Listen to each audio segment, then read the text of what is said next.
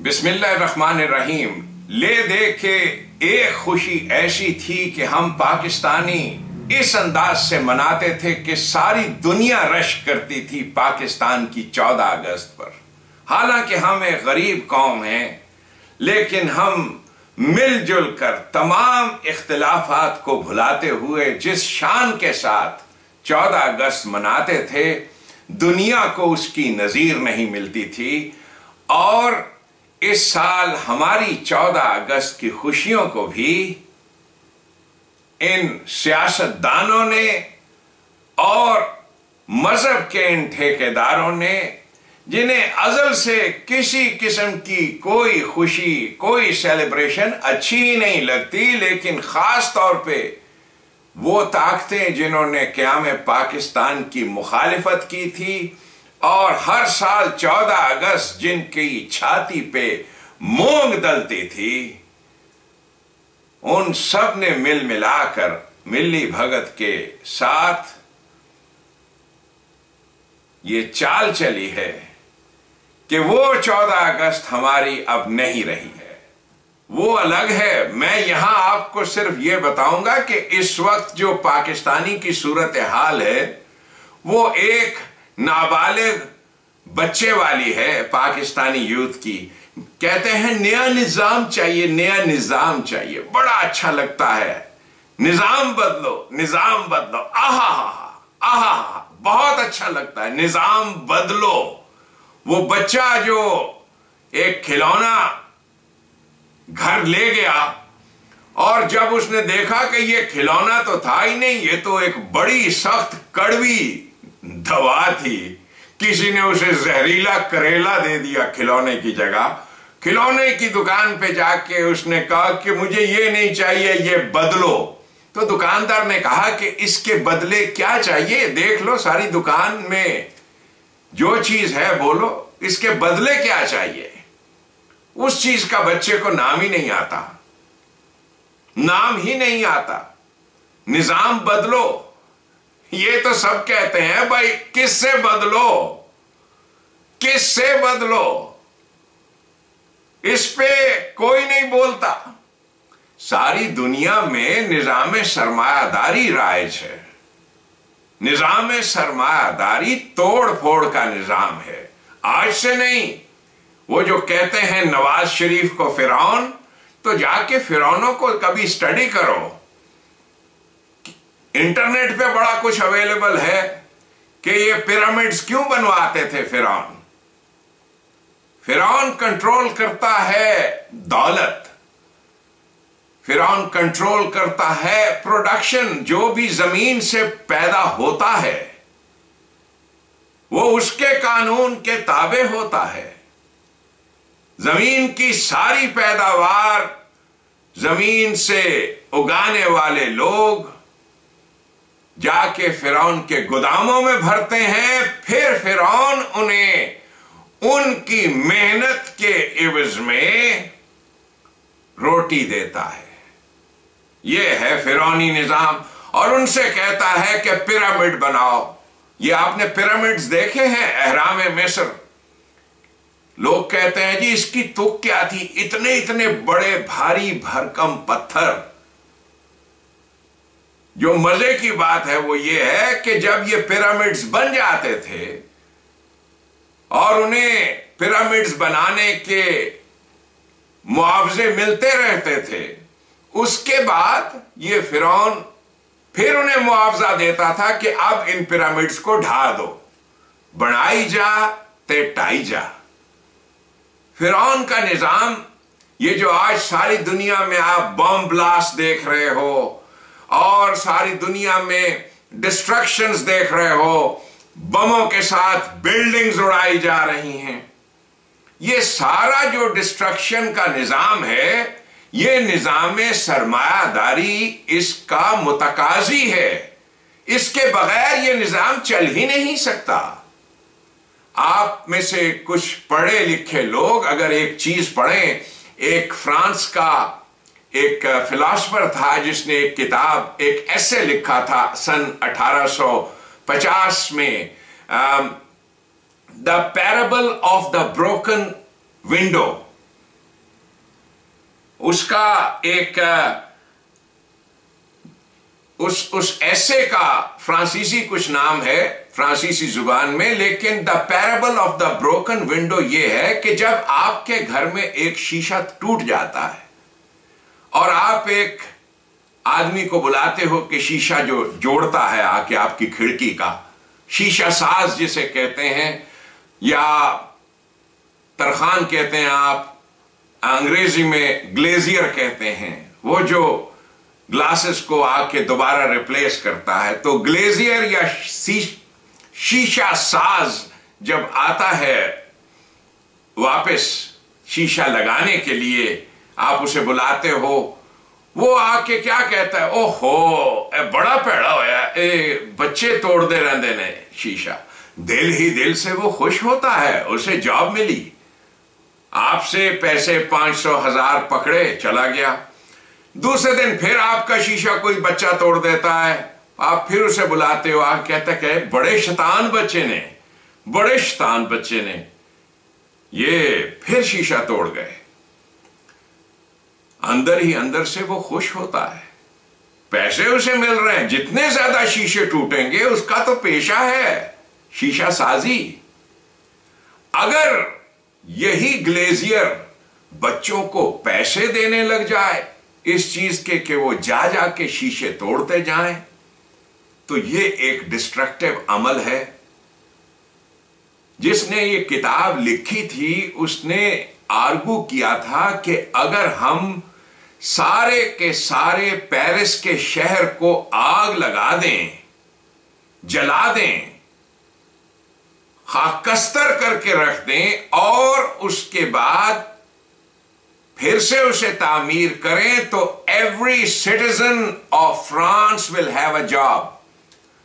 हर आदमी को एक नौकरी मिल सकती है, लेकिन ये एक कंस्ट्रक्टिव काम नहीं होगा।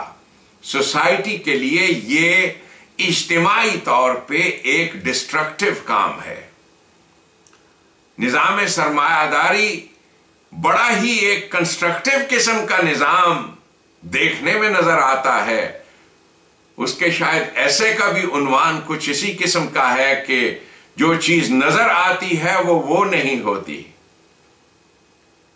तो देखने में ये बड़ा हसीन नजर आता है ये निजाम, लेकिन अंदर से क्या है, वो डिस्ट्रक्शन पर उसका इन्हिसार है, जंगों पर, बम्बार्डमेंट पर, डिस्ट्रक्शन पर।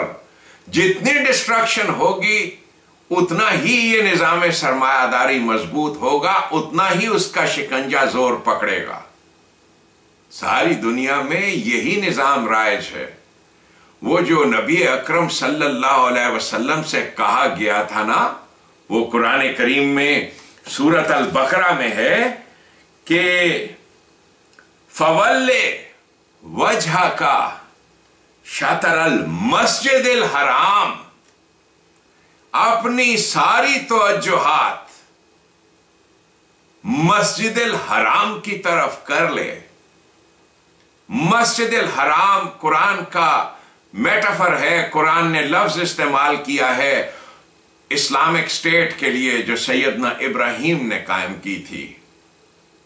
स्टेट के लिए मस्जिद का लफ्ज कुरान का यही अंदाज है। उस दौर में लैंग्वेज भी ऐसे ही राइज होगी जैसे आप अपने शहरों का नाम आबाद रखते हो, इस्लाम आबाद, फैसल आबाद।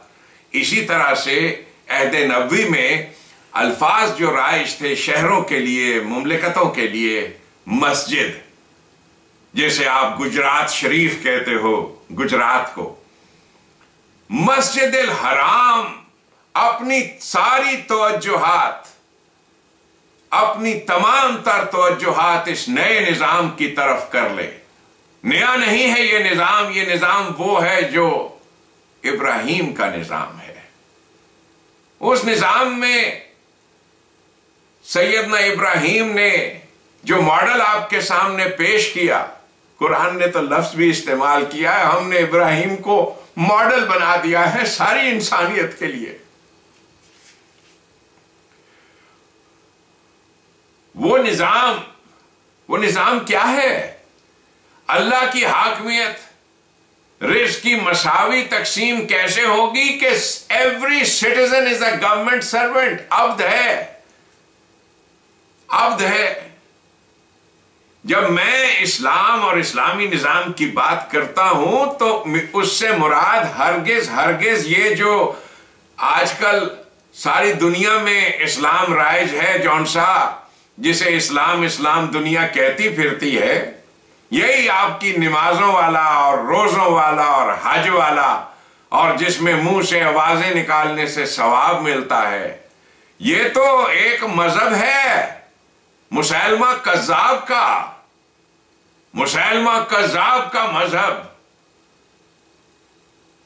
मुसैलमा कज़्ज़ाब जो नबी अकरम सल्लल्लाहु अलैहि वसल्लम का कंटेम्पररी था और मस्जिदें भी बनाता था, नमाजें भी पढ़ाता था, और तो और ये जो कुरान मजीद है, इसी कुरान को वो भी सुनाता था अपनी इंटरप्रिटेशन के साथ।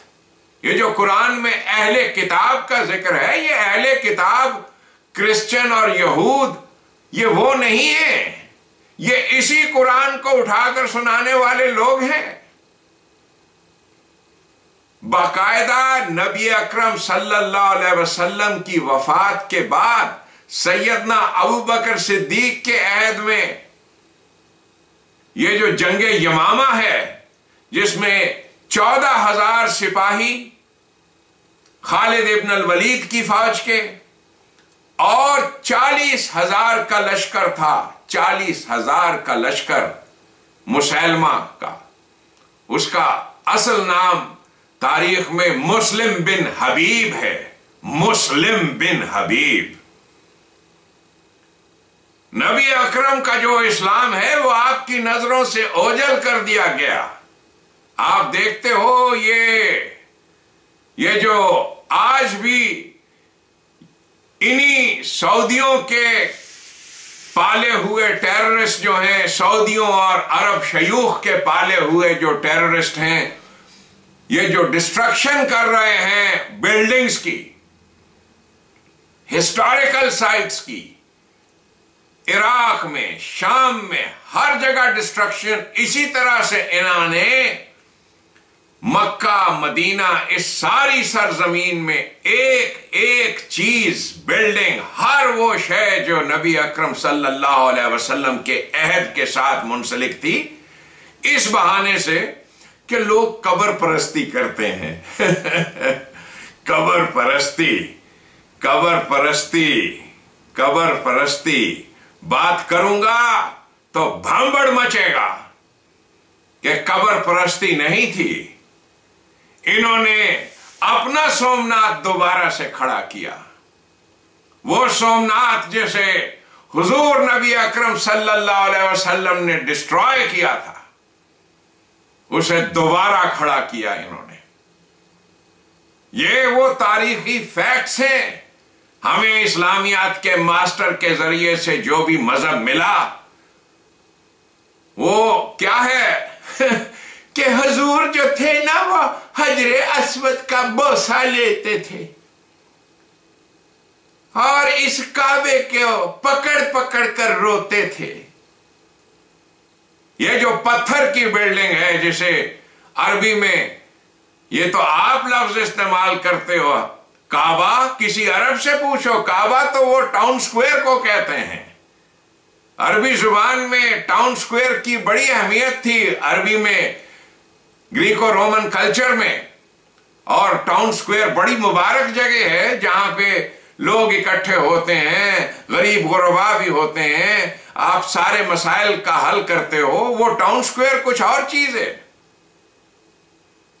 ये जो हैकल इन्होंने खड़ा किया था, जिसे हुजूर नबी अकरम सल्लल्लाहु अलैहि वसल्लम ने मस्मार किया, और मस्मार भी किस जमाने में किया, ये हमें जो तारीख बताई जाती है कि हुजूर आए और फतह मक्का हुआ, और उसके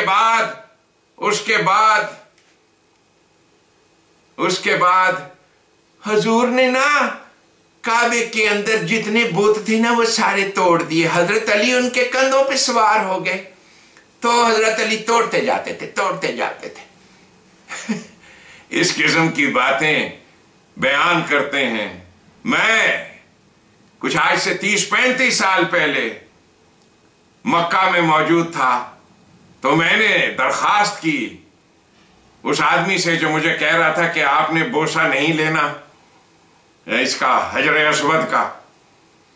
तो मैंने कहा नहीं।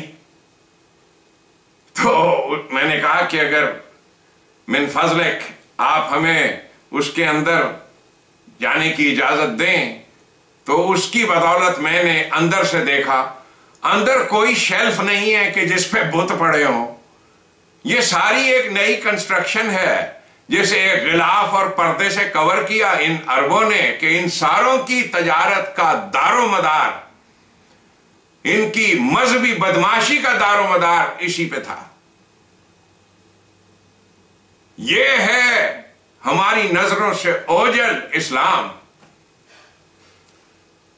बात इनकलाब की है, बात नए निजाम की है, और बेहद जरूरी है कि आप जाने वजाहत के साथ। ये वो बातें हैं जो मैं शालिमार रेडियो लॉस एंजलिस से बाकायदगी के साथ पेश करता हूं, कुरान सुनाता हूं।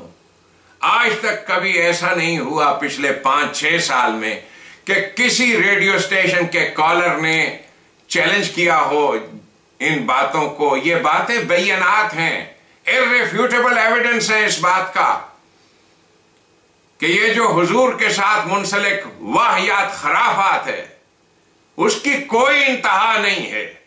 मुसैलमा कज़्ज़ाब का मजहब हम पर मुसल्लत, और आज तक मुसल्लत। आप लोग जो नवाज शरीफ मुर्दाबाद मुर्दाबाद करते हो, और बेवकूफो नवाज शरीफ के बाप को देखो। ये है जड़ सऊदी अरब आपका, ये जड़ है सारी इंसानियत के एब्यूज की। टेररिस्टों को कौन पालता है? यही अरब पालते हैं। ये सऊदी अरब जो रब है, इमरान खान का भी रब है, नवाज शरीफ का भी रब है, परवेज मुशर्रफ का भी रब है, इन सब का रब है। इस तमाशे को, इस मजहब के तमाशे को जो पाल रहा है वही मजहब, वही सऊदी का मजहब। आपने देखा ये सऊदी बादशाह जो है, अभी पिछले दिनों फरवरी में अखबार में खबर थी कि सऊदी बादशाह वेकेशन पे गया है और $30 मिलियन का मालदीव आइलैंड के सारे 3 जजीरे, 3 रिजॉर्ट्स बुक किए। $30 मिलियन एक वेकेशन पे। ये है काबे की प्रोडक्शन।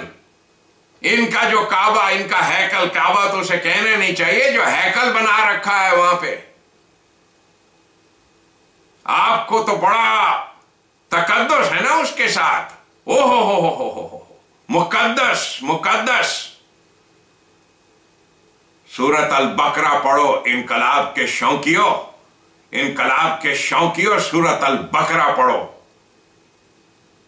जिस दिन हर उस शय को जिसे मुकद्दस कहते हो ज़िबा कर दोगे, एक कौम बन जाओगे, जिंदा हो जाओगे।